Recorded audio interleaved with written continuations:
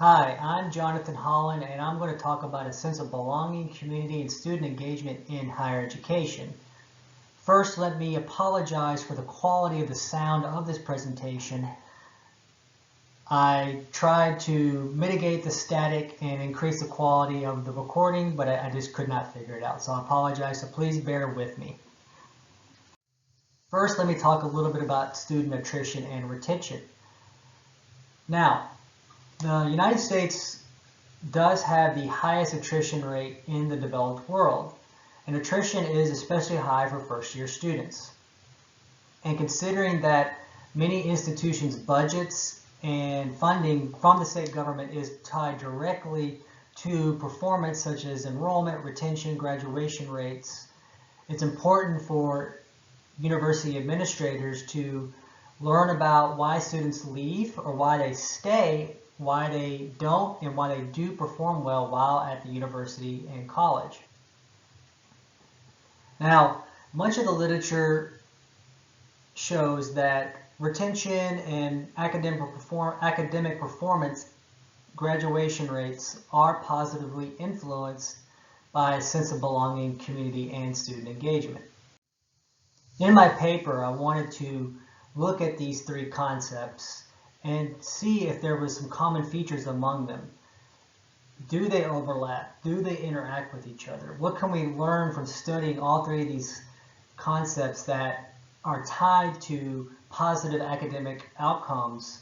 Can we learn and apply in our best practices? Vaccaro identifies three factors that play into a sense of belonging.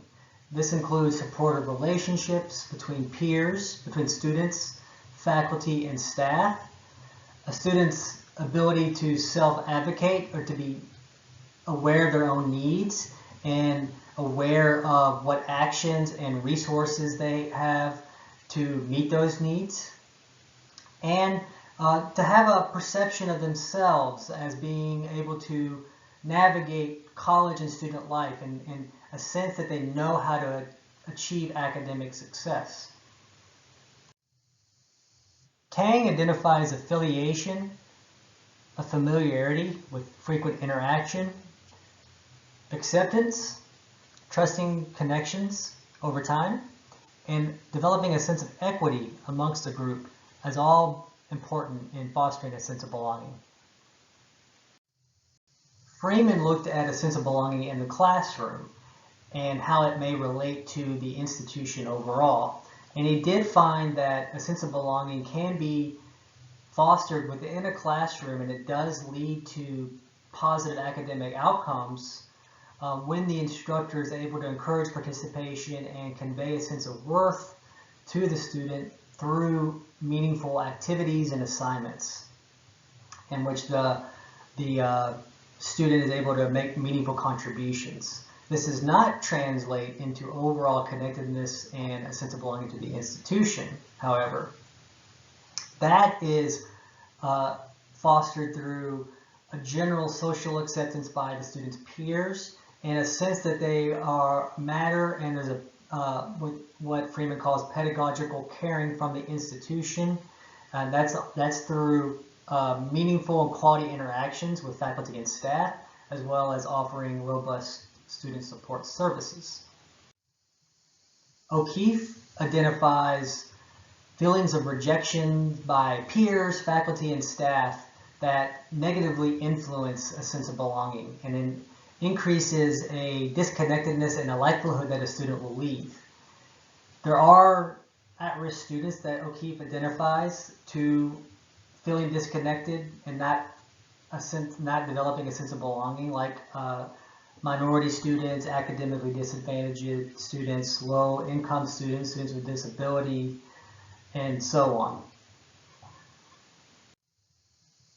He recommends creating a welcoming environment, like celebrating diversity, and to provide adequate student support services to help students adjust to college life, like student counseling, disability services, academic support, programs that identify at-risk students and give them the specific support they need to feel like they belong. Similar to the previous few slides, Mayhew also identifies quality relationships among people within the community, students, faculty, and staff, recommends lots of campus-sponsored activities and student support services to all foster a sense of community. And he does recognize in his research that a generally supportive environment and fostering that sense of belonging through quality interactions does lead to positive educational outcomes for students. Moving on to a sense of community and looking at the field of psychology, McMillan and Chavez identify 4 factors that are important in fostering a sense of community. And this is membership, influence, and influence is when a member feels like they can make meaningful contributions and influence the direction and actions of the community. An integration into the community and a fulfillment of needs where the community helps meet the members' needs, and this is reinforced through membership, status, achievements of the community. And a shared emotional connection, which over time is developed amongst the members, and this is fostered through a shared history, a sense of investment from the members that they have into the community, frequent and meaningful interaction amongst members, as well as a potential for honor or humiliation amongst the community members. Building on that, Boyd and Noel add a sense of responsibility from the individual member to the community as an important feature in fostering a sense of community and connectedness to the community. Looking specifically at higher education, Boyd does recognize that a sense of community does have positive impacts on retention and institutional satisfaction, which reduces the likelihood that a student will leave an institution. And again, common to all the other literature that we've discussed so far, strong and meaningful relationships is important in fostering that sense of community.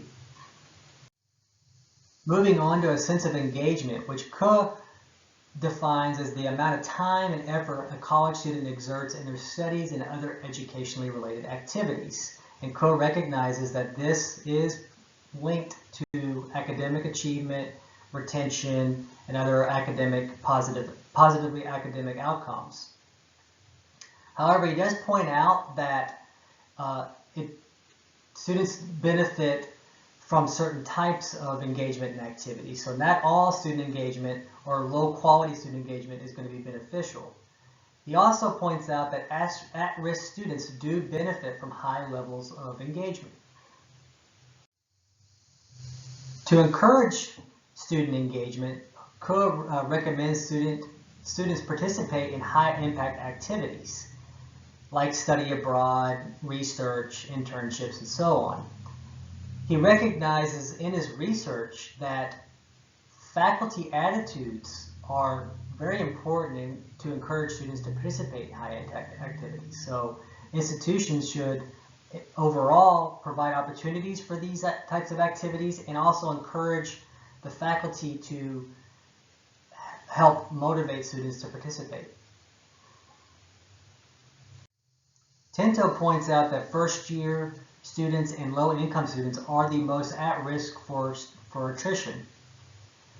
And he also points out that for a lot of students, the only opportunity for engagement is inside the classroom because they're not spending a lot of time on campus. Perhaps they don't live on campus, they have other jobs, family responsibilities, so they come, they go to class, and they leave. So he recommends building a community-like atmosphere of collaborative and interactive learning inside the classroom in addition to the outside the classroom efforts. He goes on to talk about how faculty who are important in encouraging students to participate and engage in high-impact practices and incorporate collaborative learning inside their classes, they traditionally do not have the responsibility for student retention. This has traditionally fell on student affairs staff. He also points out that faculty are the only teachers in the education system without formal training. So K through 12 teachers are required to be certified in teaching and learning, but not higher education faculty, where they're only expected to be experts in their field of research. Romza looked at student engagement and millennials, and Romza reemphasizes the strong interactions and relationships between students and faculty as important in fostering community and a sense of belonging. Specific to millennials, Romza points out that regular affirmation of accomplishments in the classroom are very important. Millennials thrive and are motivated by this affirmation and recognition. Millennials value cooperation, and they learn very well through group and interactive and cooperative learning. So this should be encouraged in the class. Romza also recommends that faculty should avoid passivity in their interactions with students. So, for example, when students want feedback, or when students receive feedback from their faculty, they often do it through office hours. The faculty member will post office hours and say, you can come at this time and we can have a conversation. Romza recommends a more proactive approach where faculty may hold group advising sessions during class time to offer that feedback to the students. Moving on to building community, Palmer summarizes the mission of higher education as knowing, teaching, and learning. And he points out that the teaching and learning is inherently a social and communal activity that lends well to community dynamics in education.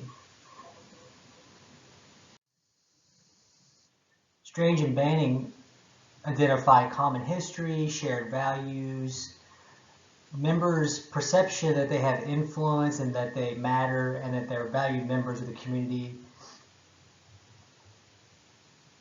genuine relationships, and a sense of members having a greater purpose that serves something more than themselves as important features in building a community in higher education. Tinto recommends that institutions adopt a broad learning community applied to the whole university. This would encourage social and academic interaction. This leads to familiarity and more honest and authentic engagement amongst students, faculty, and staff. He encourages group learning inside and outside the classroom. And he also points that it's important for students to make meaningful contributions and to be perceived as valued members of that community.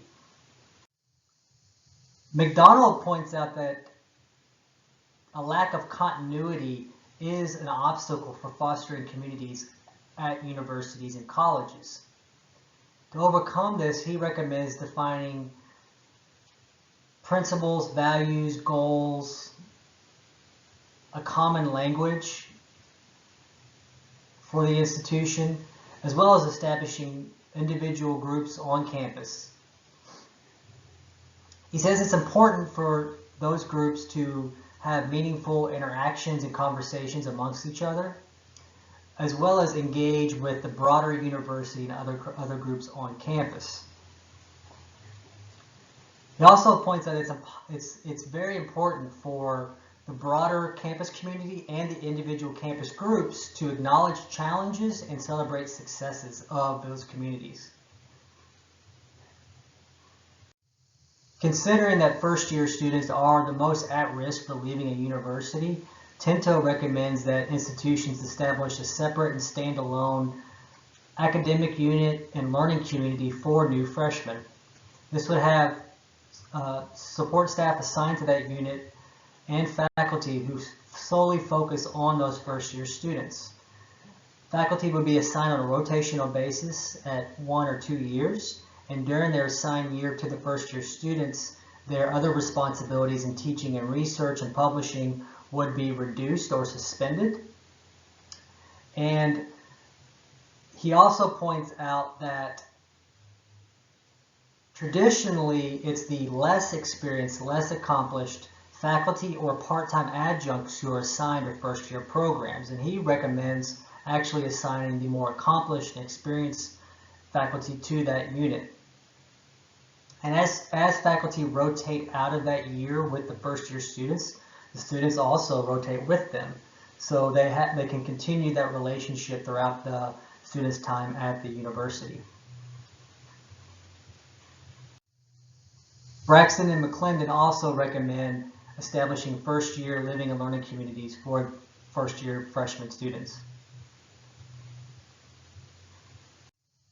So there were some commonalities amongst a sense of belonging, community, and student engagement. One of the most prominent was meaningful relationships amongst students and their peers, students and faculty, and students and staff on campus. These relationships should be authentic, and they should have meaningful and honest interactions. The institution should also foster the perception that the student matters to the institution, that they are a valued member of the institution, and that they make meaningful contributions to the communities and the sub-communities on campus. And finally, that they have the perception that they have a sense that they can navigate college life and be successful academically. Considering these findings, institutions should emphasize a collaborative and learning environment inside and outside the classroom.